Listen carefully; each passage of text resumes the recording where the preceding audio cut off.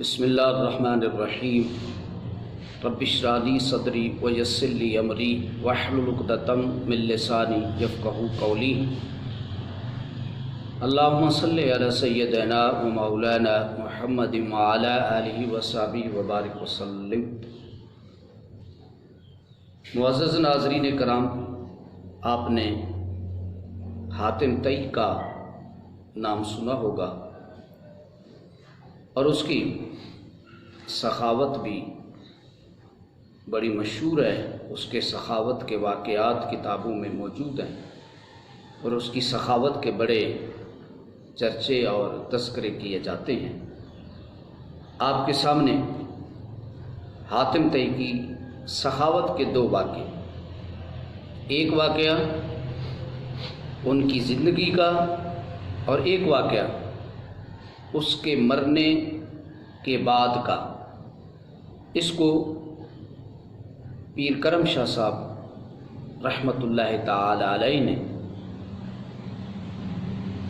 اپنی سیرت کی عظیم شرح آفاق کتاب ضیاء النبی کے صفحہ نمبر 293، 294 اور 295 میں نقل کیا ہے۔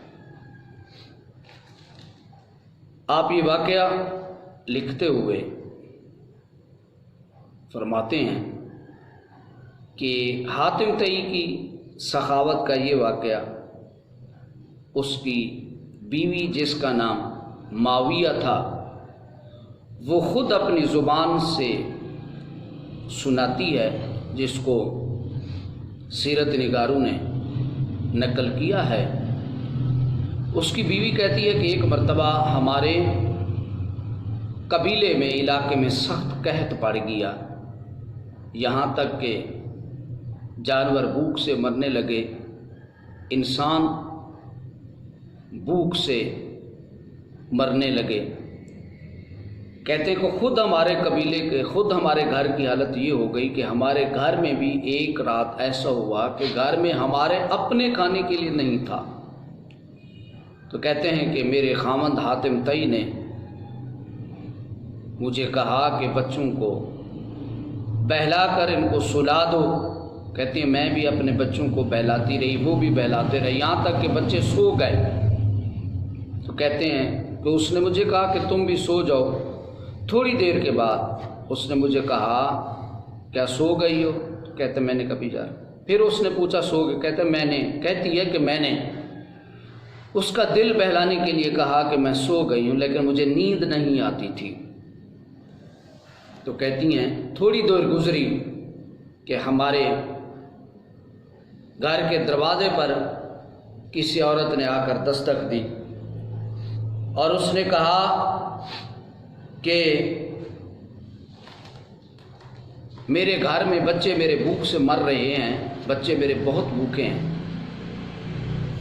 تو مہربانی کر کے مجھے کچھ کھانے کے لیے دیں۔ تو حاتم طئی کی بیوی کہتی ہے، حاتم طئی نے اس عورت کو کہا کہ جاؤ اور اپنے بچوں کو لے کر آؤ، میں تمہارے بچوں کو کھانا کھلاؤں گا۔ کہتی ہے جب اس نے یہ کہا تو میں نے اس کو کہا کہ ہمارے تو اپنے بچوں کے کھانے کے لیے نہیں، تم اس کے بچوں کو کیا کھلاؤ گے؟ تو کہتی ہیں وہ اٹھا، اپنے گھر کے سین میں گیا جہاں پر ہمارا ایک گھوڑا بندھا ہوا تھا۔ کہتے ہیں اس نے اس کو ذبح کیا، وہ عورت اپنے بچے لے کر آئی، تو پھر اس نے ذبح کر کے اس کا گوشت بنایا۔ گوشت بنانے کے بعد پھر چولہا جلایا، آگ جلائی، پھر جب کھانا بن گیا ہم نے اپنے بچوں کو اٹھایا، انہوں نے کھانا کھایا، اس مئی کے عورت کے بچوں نے کھانا کھایا۔ کہتے ہیں پھر حاتم طئی کہنے لگا کہ یہ تو بہت بڑی کمینگی کی بات ہے کہ میرے گھر والے بھی کھانا کھا لیں اور میرے قبیلے کے لوگ بھوکے رہیں۔ اللہ اکبر! یہ تھا اس قوم، یہ قوم کا درد تھا۔ آج اپنے حکمرانوں کو دیکھ لیں، ان کے بچے عیاشیاں کر رہے ہیں، ان کے بچے 5 اسٹار ہوٹلوں میں، 'بحر کے ملک' کی عیاشیاں اڑا رہے ہیں، اور اس وقت قوم کی حالت یہ ہے، تھر میں دیکھیں بچے بھوک سے مر رہے ہیں، ملک میں دیکھیں غربت کی انتہا ہے، افلاس کی انتہا ہے، لیکن ہمارے حکمرانوں کے سوائے بیان بازی کے، سوائے ایک دوسرے کی ذات پر کیچڑ اچھالنے کے، ان کو اور کام ہی کوئی نہیں ہے۔ قوم کے بلکتے ہوئے بھوک سے بچے ان کو نظر نہیں آتے، تھر میں بھوک سے مرتے ہوئے بچے ان کو نظر نہیں آتے۔ اس کو کہتے ہیں قوم کا درد کہتے ہیں۔ جو لوگ اپنی قوم کے ساتھ درد رکھتے ہیں، صدیاں بھی گزر جائیں، ان کے نام اور ان کے کام باقی رہتے ہیں، ان کی قومیں ان کو یاد کرتی ہیں، آنے والے لوگ ان کو یاد کرتے ہیں۔ حاتم طئی کو گئے ہوئے دنیا سے کتنی صدیاں گزر گئی، کتنے 100 سال گزر گئے، لیکن آج بھی کسی بھی دنیا میں کسی بھی مذہب والا ہو، کسی بھی فرقے والا ہو، آج بھی لوگ حاتم طئی کے نام کو جانتے ہیں۔ دوستو، نام ان کا رہ جاتا ہے جو کوئی کام کر کے جاتے ہیں، اللہ کی مخلوق کو فائدہ دے کے جاتے ہیں۔ اب حاتم طئی نے کہا کہ یہ تو کمینگی کی انتہا ہے کہ میرے بچے تو کھا لیں اور میری قوم کے بچے بھوکے سوئیں۔ میرے نبی کریم صلی اللہ علیہ وسلم نے بھی اپنی قوم کو یہی درس دیا، اپنی امت کو یہی درس دیا۔ آقا کریم صلی اللہ علیہ وسلم نے ارشاد فرمایا کہ اگر کوئی شخص پیٹ بھر کر سو جائے اور اس کا ہمسایہ بھوکا رہے، نبی کریم صلی اللہ علیہ وسلم نے فرمایا وہ بندہ کبھی جنت میں نہیں جائے گا۔ عزیزان گرامی، ہمیں اپنے آس پاس کے لوگوں کا خیال کرنا چاہیے، ہمسایوں کا خیال۔ آج سگے بھائی کی حالت یہ ہوتی ہے، سگے بھائی کے گھر میں کھانے کے لیے نہیں ہوتا اور دوسرے بھائی کو پرواہ ہی نہیں ہوتی۔ ہمارا دین تو بھائی کے ساتھ ساتھ، ہمارا دین تو غیر مسلموں کے ساتھ بھی اس رویے کو اختیار کرنے والا۔ کسی لکھنے والے نے کتنا بڑا جملہ لکھا کہ کل قیامت والے دن اللہ یہ نہیں پوچھے گا کہ تیرا ہمسایہ وہابی تھا، دیوبندی تھا، شیعہ تھا، عیسائی تھا، یہودی تھا، کافر تھا، یہ نہیں پوچھا جائے گا، لیکن یہ ضرور پوچھا جائے گا کہ کہیں تیرا ہمسایہ رات کو بھوکا تو نہیں سویا تھا، کہیں تو نے اپنے ہمسائے کو تکلیف تو نہیں دی تھی۔ اس کو قوم کا درد کہتے ہیں۔ تو حاتم طئی نے اپنی بیوی سے کہا کہ یہ کمینگی کی انتہا ہوگی کہ اگر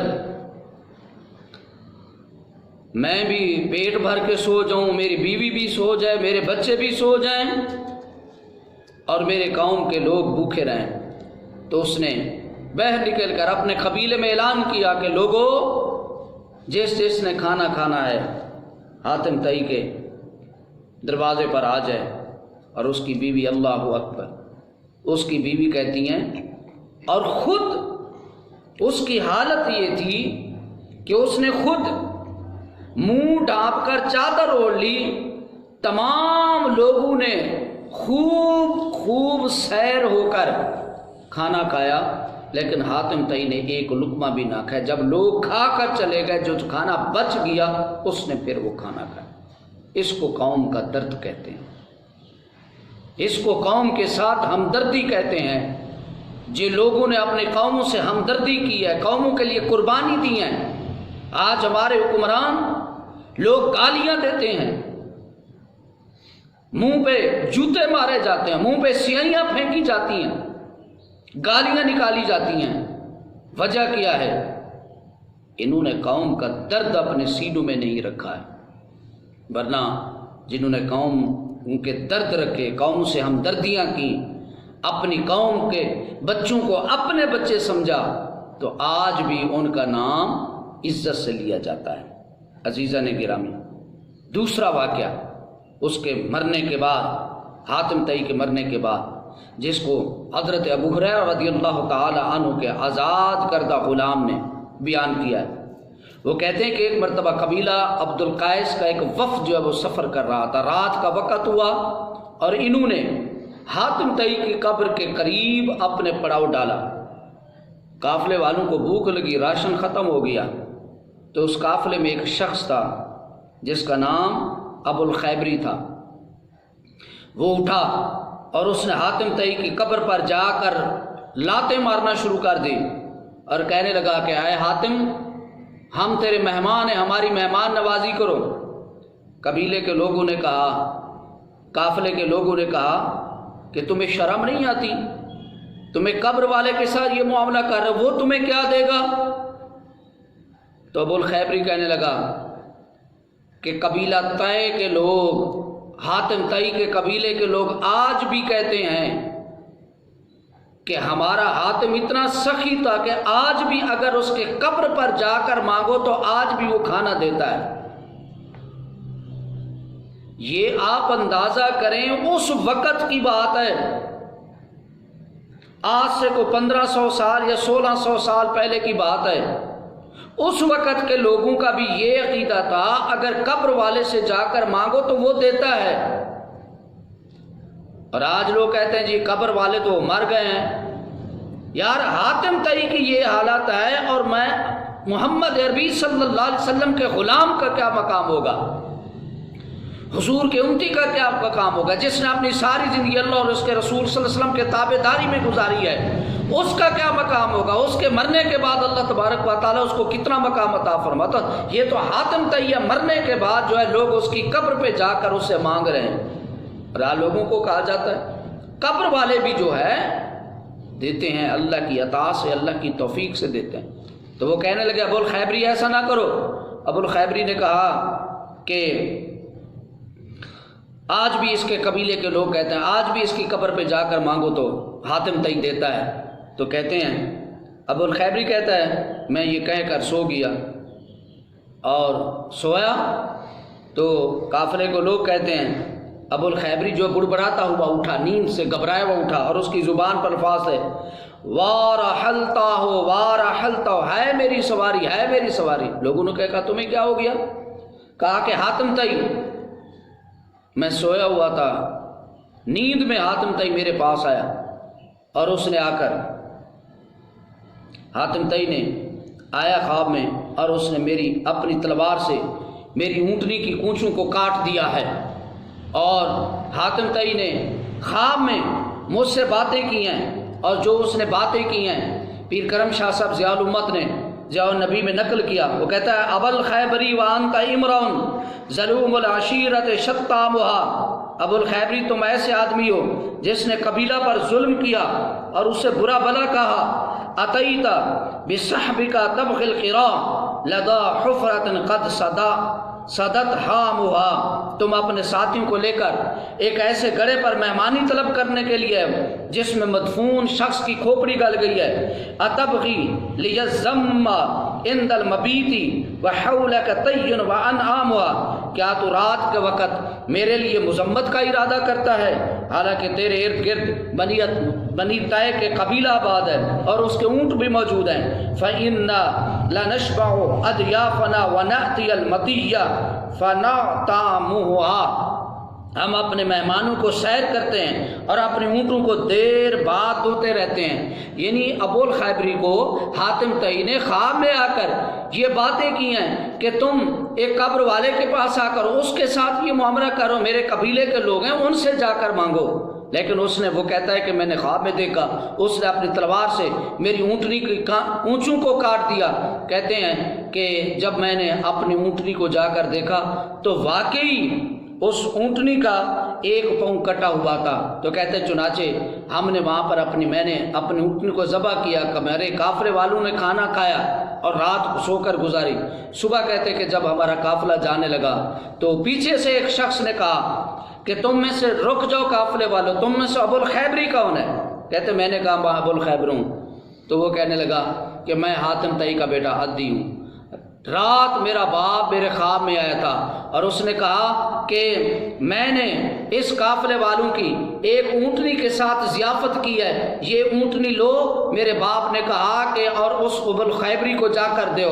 عزیزان گرامی، آپ اندازہ کریں حاتم طئی مرنے کے بعد بھی قبر میں زندہ ہے اور اس کی قبر پر آنے والے لوگوں کی مدد کر رہا ہے، اس کی بھی مدد کر رہا ہے اور اپنے بیٹے کو بھی خواب میں آ کر بتا رہا ہے۔ اگر آج کا مولوی یہ عقیدہ رکھے کہ بندہ مرنے کے بعد ختم ہو جاتا ہے تو آپ اندازہ کریں حاتم طئی وہ بنی اسرائیل کی قوم کا شخص ہے اور محمد عربی صلی اللہ علیہ وسلم کا جو غلام ہے اللہ اس کو کتنی عزت اور کتنا مقام عطا فرماتا ہے۔ ثابت ہوا اگر حاتم طئی مرنے کے بعد اپنی قبر میں اپنے قبر پر آنے والوں کی مدد کر سکتا ہے تو محمد عربی صلی اللہ علیہ وسلم کا غلام بھی قبر میں رہ کر اپنے قبر پر اپنے مزار پر آنے والے لوگوں کی مدد کر سکتا ہے، اس کی تکلیفوں کو ختم کر سکتا ہے۔ تو عزیزان گرامی، دعا ہے کہ اللہ تبارک و تعالی ہمیں صحیح معنوں میں دین کو سمجھنے کی توفیق عطا فرمائے۔ آمین بجاہ نبی۔